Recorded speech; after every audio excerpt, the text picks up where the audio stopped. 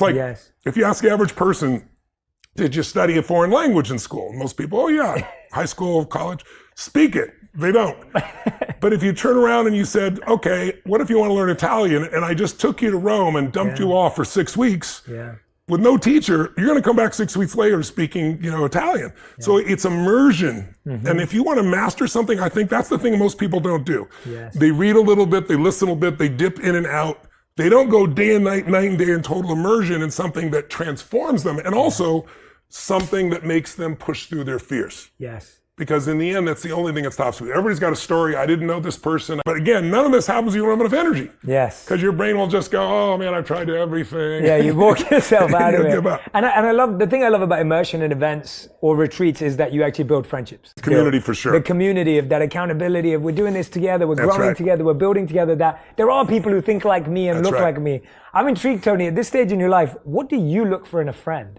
I mean, in a friend? Yeah. Well, that's an interesting question. Yeah. Most of my friends are people that are unbelievably driven to contribute. I mean, I think, if you want an extraordinary life, you don't have to do that much to have a good life for yourself.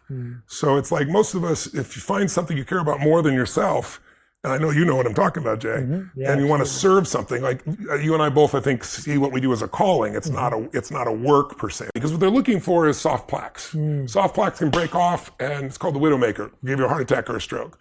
And it happens to people now 35, 40 years old. It's happening younger and younger because of the lifestyles that we've taken on. But what's interesting is hardened calcium, which is what they see when they do just a traditional steam, is healed. So I heard about it, said, I'm going to go do the scan. And I took my father-in-law with me because he's 80 years old. And, people around you when you get older start saying you should organize your affairs. And I could just see his energy drop. He's a great guy. Anyway, I took him, did the scan. And so what I love is what it does for people. And then same thing with hormones. When somewhere between 35 and 40, sometimes early 40s, hormones start to change radically. Women are more attuned to hormones, but they've learned hormone replacement therapy. But like I had a guy that came, he was 39 years old, gained I think it was 35, 38 pounds or something like that.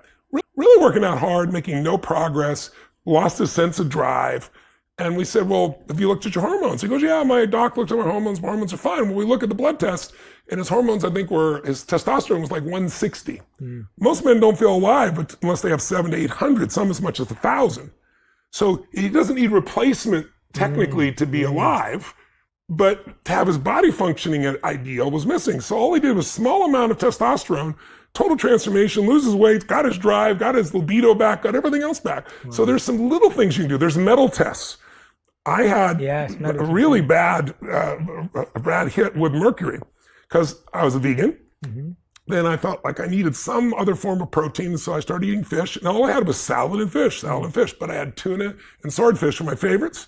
And so I've spent the last 4 or 5 years getting that mercury out of my body. It literally it interrupts your ATP, your energy level. Like if you start feeling foggy or exhausted or tired, it can be metals. And about 1 out of every 3 people, including friends that are 25 years old, because of the environment we're in right now, they go and they discover they've got cadmium or they've got lead or they've got mercury. I'm going to definitely ask you where I should go.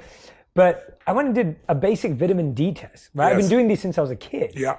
And I went, and my doctor and my health coach was looking at the stats and everything, and she said to me, Jay, you're at a 10.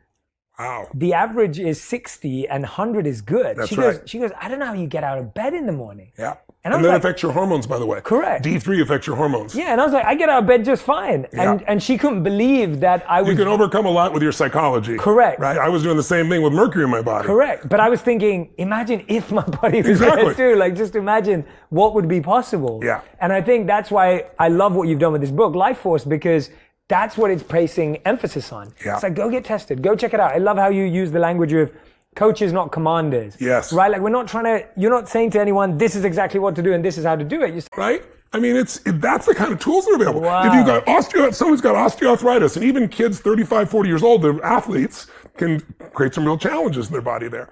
There's a new injection. This is not approved yet. It's at phase 3 trials. So phase 1 is safety, and then phase 2 is efficacy, and then phase 3 is efficacy at scale, then you get approved. So it's in the final stage. They think it'll be approved either in the fall or spring of next year. One injection. If you've got osteoarthritis, it causes your own stem cells to regrow all your tendons based on the original DNA input. So it's like 16-year-old tendons, even if you're 30, 40, 50, or 60 years old, and no more osteoarthritis, brand new tendons inside your body. So this is the kind of world we're in right now. These are things that are happening right now that people just don't know about. And, so why don't we know about them? And why is it that you have to go and dig all, because it seems like what you've done is you've mined, you and the team have gone.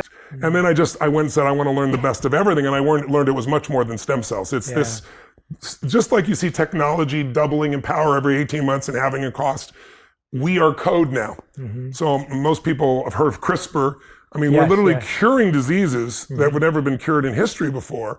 And we're at the beginning of that growth curve. And I wanted to know why all my fathers were broke, because they were good men. You know, I loved all four of my fathers. And I remember him saying, Tony, we're all equal as souls, but we're not equal in the marketplace. I was like, what does that mean? And he said, well, think about it. He goes, you need to become more valuable if you want to have economic freedom. He said, you have to work on yourself more than anything else, and you have to work on it in a way where there's something you can do for others better than anyone else, or at least more, at better quality. And he gave me an example of like working at McDonald's, and he said, you know, if you work at McDonald's, you know, you make whatever it was in those days, $5 an hour, whatever it was. And he said, you know, I go, yeah, but that seems so unfair. And he goes, yeah, and teachers, I gave the example of teachers, and there's these billionaires, you know, that make $1 billion a year, hedge fund guy, you know? So it's a beginning job. And that went to nonprofits, everything else. He said, that means those organizations double their money almost every 2 years. He is adding massive value, hundreds of $1 billion, so they made $1 billion.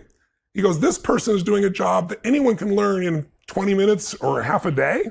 So it's a beginning job. He said, you got to think of it as one thing. It's all about adding value. How can you do more for others than anybody else in the world?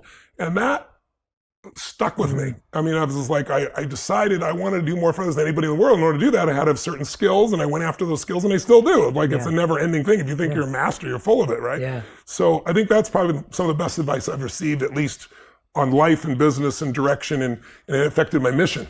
Yeah, that's great. Second question, what's the worst piece of advice you've ever heard? Worst piece of advice you've ever heard, not received, maybe received, but... Oh my God. Well, I've had lots of pieces of advice about what to do to my body, which would have, you know, like the really sweet man, like sincere man. Yes, yeah. And I realized that people can be sincere and be sincerely wrong. Yeah. But like if I would have taken that drug, you know, I probably would have had cancer. Yeah. I don't know. I mean, I try not to listen to or forget. Get lots of input and you decide, because they could be sincere and be sincerely wrong. You know, it's easy when you have something, then it's like easy to go, oh, everybody wants it. It's a privilege per se. And mine is, it's a privilege if somebody can be lit up by your presence. Well, I've got people that $1 billion and they take their own life. Yeah. You know, what matters is, where's your emotional home? So my thing is valuing the emotional home and making it the richest place possible inside. Yeah. Because that's the only thing you can control. Yeah, you reminded me, I was with one of my clients who gets recognized 100 times for every one time I would get recognized. Yeah. And he'd get stopped every 2 seconds and someone would take a picture, maybe someone would come shake my hand and talk to me. And we spent a whole day together, and this would happen multiple times a day for him and a few times for me.